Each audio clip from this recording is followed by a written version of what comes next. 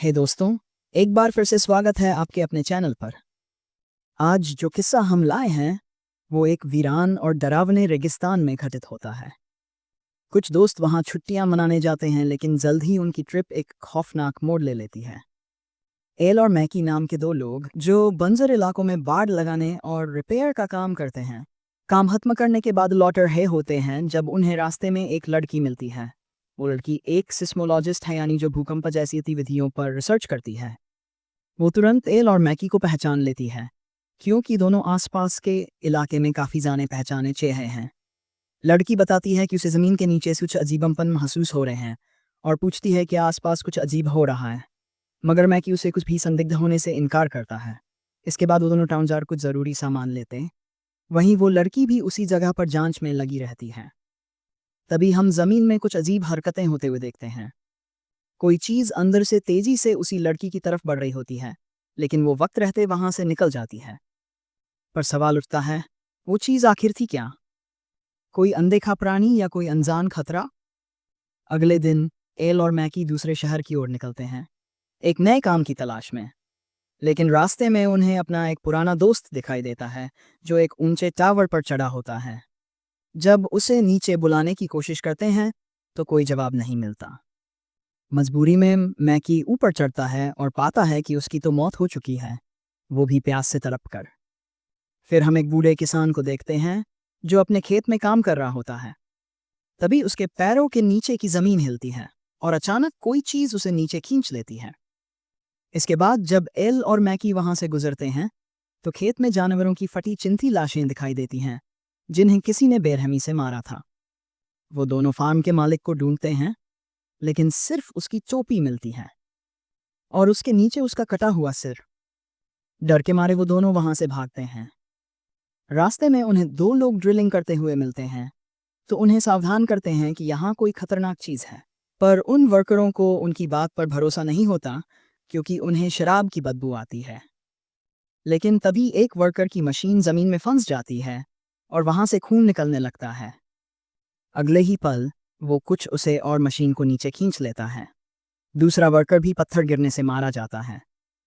अब एल और मैकी पुलिस को खबर देना चाहते हैं, लेकिन फोन काम नहीं कर रहा। पुलिस स्टेशन जाने का फैसला करते हैं, पर रास्ता टूट चुका होता है। रास्ते में उन्हें एक हेलमेट मिलता है जिसके अंदर ब्रेन होता है। डर के मारे वो फिर से टाउन लौटते हैं, लेकिन लोग उन्हें अजीब निगाहों से देखते हैं। असल में उनकी गाड़ी के पीछे कोई रहस्यमय जीव अटका होता है। एक रात एक बूढ़ा कपल दिखाई देता है, जिनका जनरेटर बंद हो जाता है। बूढ़ा आदमी बाहर जाकर देखता है तो उसका जनरेटर जमीन में समा चुका होता है। तभी कोई प्राणी उसे खींच लेता है और उसकी पत्नी को भी कार सहित निगल जाता है। एल अब दो घोड़े लेकर शहर पहुंचने का रास्ता ढूंढता है और रास्ते में उसी बूढ़े कपल के घर रुकता है, जहां डॉक्टर मेगन की कार जमीन में धंसी मिलती है। फिर जब वे घोड़े पर आगे बढ़ते हैं तो उनके घोड़े डर के मारे रुक जाते हैं। जैसे ही वो नीचे उतरते हैं, क्रिएचर हमला करता है और घोड़े को पकड़ लेता है। एल उस पर गोलियां चलाता है, पर वो जमीन में गायब हो जाता है। अब वो जानवर उनका पीछा करता है। भागते हुए वो एक दीवार से टकराकर मर जाता है। तभी रीना वहां पहुंचती है और बताती है कि ये प्राणी न पहले है और न आखिरी। उसकी मशीन के डेटा से साफ पता चलता है कि कुछ और भी पास आ रहा है। तीनों एक ऊंचे पत्थर पर चढ़ जाते हैं, क्योंकि इन जीवों की कमजोरी यही है, ये ऊपर नहीं चढ़ सकते। शायद एल का दोस्त जो टावर पर चढ़ा था, इसी वजह से नीचे नहीं उतरा। अब तीनों वहीं फंसे रहते हैं, बिना हिले डुले। रीना को एक आइडिया आता है। वो नीचे पड़े बांसों की मदद से एक चट्टान से दूसरी चट्टान पर छलांग लगाती है।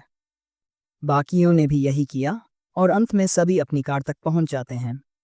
फिर से उसी स्टोर पर लौटते हैं और कुछ खाने पीने के बाद रीना बताती है कि अगर उन्हें जिंदा रहना है तो ऊंचे इलाकों की तरफ जाना होगा।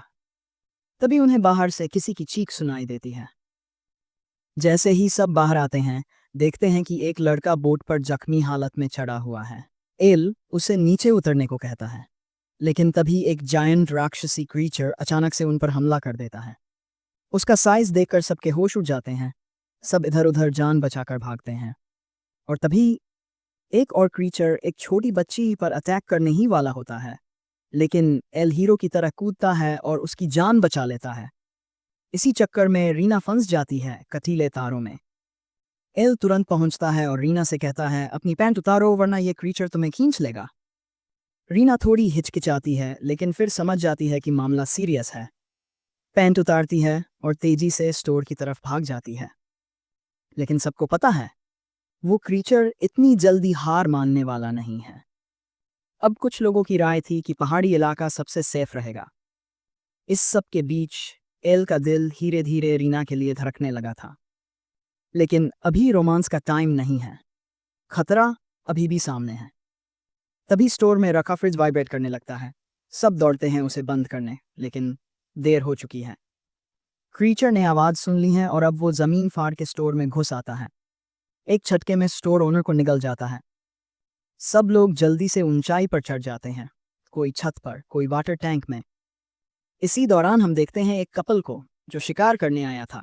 दूरबीन से लड़की देखती है कि सब लोग छत पर क्यों हैं।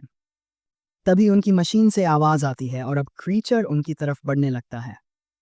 एल ये सब देखता है और रेडियो से हैदर को बताता है ऊपर चढ़ जाओ, नहीं तो बुरा होगा।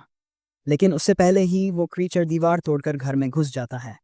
कपल के पास हथियार तो थे, लेकिन गलती से हैदर क्रीचर के चंगुल में फंस जाता है। लड़की गोलियों की बौछार करती है और किसी तरह उसे मार गिराती है। हैदर बच जाता है और दोनों छत पर चढ़ जाते हैं। अब एक और आदमी को दिखाया जाता है जो बस पर चढ़ा है। क्रीचर पूरी बस पलट देता है और बेचारा आदमी सीधे नीचे गिरता है। क्रीचर मौके का फायदा उठाकर उसे जिंदा निकल जाता है। अब वो क्रीचर स्टोर की नींव हिलाने लगता है। एल की नज़र दूर खड़े बुलडोजर पर पड़ती है। आइडिया आ गया। वो एक मिनी ट्रक को दूसरी दिशा में भगा देता है ताकि आवाज़ से क्रीचर उस ओर चला जाए, लेकिन ट्रक पलट जाता है। अब सब क्रीचर एल के पीछे पड़ जाते हैं।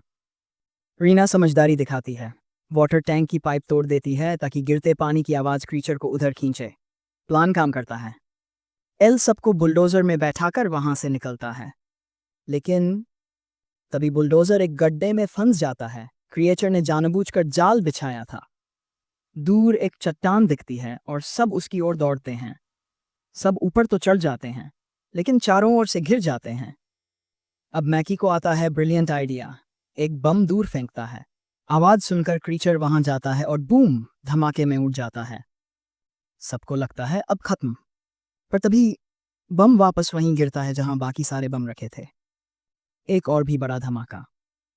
शुक्र है सब बच जाते हैं, लेकिन आखिरी क्रीचर से अब आमना सामना होना ही था। रीना सबको सिग्नल देती है, हिलना मत नहीं तो सब मारे जाएंगे। एल के पास एक आखिरी बम था, पर वो जानता था कि ये काफी नहीं। पास ही एक गहरी खाई थी। एल, रीना और मैकी वहां दौड़ते हैं। क्रिएचर भी पीछा करता है। एल आखिरी बम फेंकता है। क्रीचर स्पीड बढ़ाता है और जैसे ही वो पास आता है, तीनों हट जाते हैं। क्रीचर सीधे खाई में गिरता है। सब बच जाते हैं। रीना शहर जाने से पहले एल को शुक्रिया कहती है। मैकी कहता है अब एल, यही मौका है, प्रपोज कर दे। एल जाकर प्रपोज करता है और रीना हाँ बोल देती है। पर कहानी यहाँ खत्म नहीं होती, क्योंकि कुछ क्रीचर अभी भी जिंदा हैं और उनका सामना होगा अगले पार्ट में।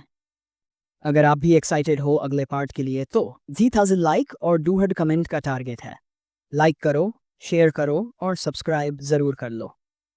मिलते हैं अगले वीडियो में। Thank you for watching.